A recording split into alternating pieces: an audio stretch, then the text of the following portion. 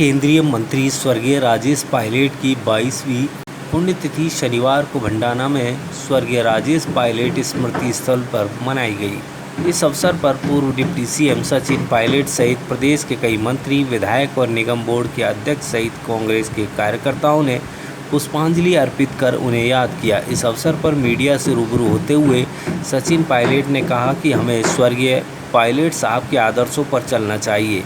उन्होंने हमेशा किसान, गरीब, मजदूरों की पैरवी की है। उनकी मंशा थी कि गरीब तबके के लोग जहां सरकार बनती है, कानून बनते हैं, उनमें उनकी भागीदारी हो, तभी उनका जीवन सार्थक है। मैं इस क्षेत्र की जनता, प्रदेश की जनता और देश के आम नागरिकों का बहुत आभारी हूं कि मुझको, मेरे परिवार को लगातार उनके गुजर जाने के बाद 22 सालों में असीम स्नेह, प्यार और आशीर्वाद मिला है।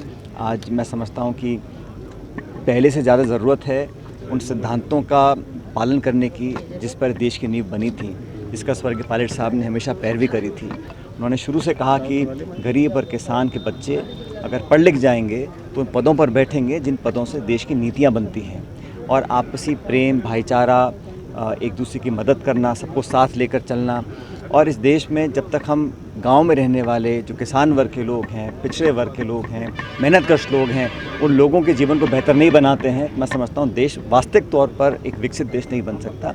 आज उन सिद्धांतों का अनुसरण करना मैं समझता हूँ हम सबके लिए बहुत ज़रूरी है। हम सब साथी आज प्रण लेते हैं कि पायलट साहब ने जो कहा और किया अपने जीवन में, एक स्वच्छ छवि, एक जनता के बीच जुड़ाव रखना। उन्होंने राज्यसभा चुनाव में राजस्थान से कांग्रेस की 3 सीटों पर हुई जीत पर खुशी जताई, तो वहीं हरियाणा में अजय माकन की हार पर चिंता जाहिर की।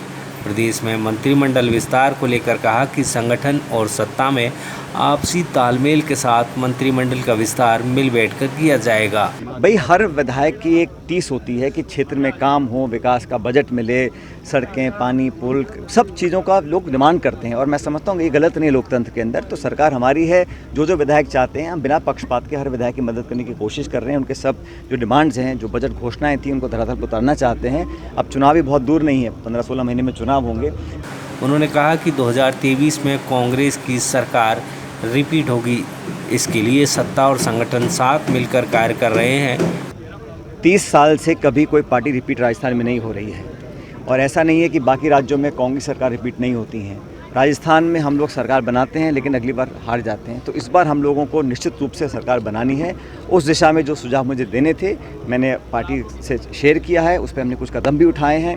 लेकिन अगर हम लोग मिलकर काम करेंगे तो, और जिस तरह हम सरकार संगठन का तालमेल बना के चले हुए हैं, 2023 में पुनः सरकार कांग्रेस पार्टी की बनेगी, इसको कोई रोक नहीं सकता। पायलट ने भाजपा पर कटाक्ष करते हुए कहा कि भाजपा आपसी फूट और एक दूसरे से टकराव के चलते अपनी जिम्मेदारी नहीं निभा पा रही है। लेकिन इस प्रकरण के बाद निश्चित रूप से भारतीय जनता पार्टी को आत्मचिंतन करना चाहिए, और उनकी आपस की जो फूट है, जो आपस में टकराव पैदा हो रहा है, उसी का फल है कि ये लोग एक जिम्मेदार विपक्ष का भूमिका नहीं निभा पा रहे। जश्न मनाने को है क्या, मुझे बताइए। भाजपा की सरकार 2 बार पूर्ण बहुमत की सरकार बनी है। राजस्थान में हम लोगों ने कहा कि हमारी, जो आपने खुद प्रधानमंत्री जी ने घोषणा की थी कि ERCP को वो एक राष्ट्रीय परियोजना बनाएंगे। मैं पूछना चाहता हूं कि ऐसी क्या मजबूरियां हैं कि केंद्र सरकार अपनी कही हुई बात पर पीछे छोड़ रही है, सिर्फ इसलिए क्योंकि यहाँ पर ईस्टर्न राजस्थान में कांग्रेस पार्टी जीत कर गई थी, राजस्थान में सरकार कांग्रेस की है।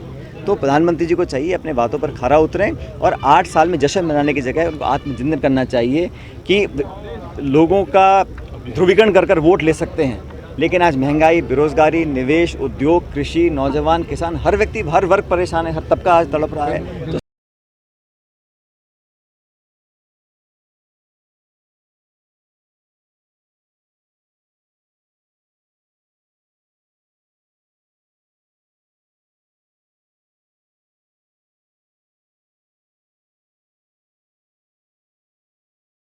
इस अवसर पर भंडाना में सर्वधर्म प्रार्थना सभा और 2 मिनट का मौन रखा गया। इस मौके पर चिकित्सा मंत्री प्रसादी लाल मीणा, महिला एवं बाल विकास मंत्री ममता भूपेश, पीपलू उनियारा, विधायक हरीश मीणा, विधायक रामनिवास गावड़िया सहित कई मंत्री, विधायक मौजूद रहे। हमारे लोकप्रिय नेता थे राजेश पायलट साहब, और किसानों के निश्चित रूप से देश के पहले किसान नेता हुए थे जिन्होंने किसानों की आवाज़ को उठाया, और हमने बहुत पहले उनको खो दिया। अगर ये आज होते, निश्चित रूप से किसानों की जो परिस्थितियां हैं और उसमें बहुत इजाफा होता, और उनको कार्य, उनके कामकाज सबको याद रहेंगे। ऐसे लोकप्रिय नेता बहुत ही कम होते हैं। राजेश पायलट जी अपने आप में एक मिशन थे, किसानों के लिए, गरीबों के लिए, ज़रूरतमंदों के लिए, और आज उनकी पुण्यतिथि है। हम सब लोगों के लिए अनफॉर्चुनेट पार्ट है कि एक हमारे बहुत बड़े नेता आज हमारे बीच में नहीं है, जिन्होंने इस देश को दिशा दी। और ख़ास तौर से अगर दौसा ज़िले की बात करूं तो पहचान हमारी राजेश पायलट जी के नाम से हुई, ज़िला बना। और राजेश पायलट जी के नाम से न सिर्फ देश में, पूरी दुनिया में दौसा अपनी एक अलग पहचान कायम कर पाया। उन्होंने हमेशा गरीबों की, किसानों की आवाज़ बनने का प्रयास किया, और आज भी इस देश का हर किसान राजेश पायलट जी को अपनी भावभीनी श्रद्धांजलि देता है। मैं भी अपनी श्रद्धांजलि देना चाहूँगी। और मुझे याद है कि जब हम एक यूथ कांग्रेस के छोटे से कार्यकर्ता के रूप में उनके साथ में अपनी राजनीतिक शुरुआत मैंने की, उनके साथ मुझे कार्य करने का मौका मिला। हमारे ज़िले के लिए ख़ास तौर से बहुत बड़ी क्षति रही है राजेश पायलट जी का देहांत होना। उनकी आत्मा, उनके विचार हमारे साथ जुड़े हुए थे, इसीलिए अंतिम सांस भी उन्होंने दौसा जिले की इस धरती। अगर आपको हमारी यह वीडियो पसंद आई हो तो लाइक, शेयर एंड सब्सक्राइब जरूर करें और बेल आइकन को दबाना ना भूलें, ताकि आपको आपके इलाके और प्रदेश की खबरें सबसे पहले मिलें।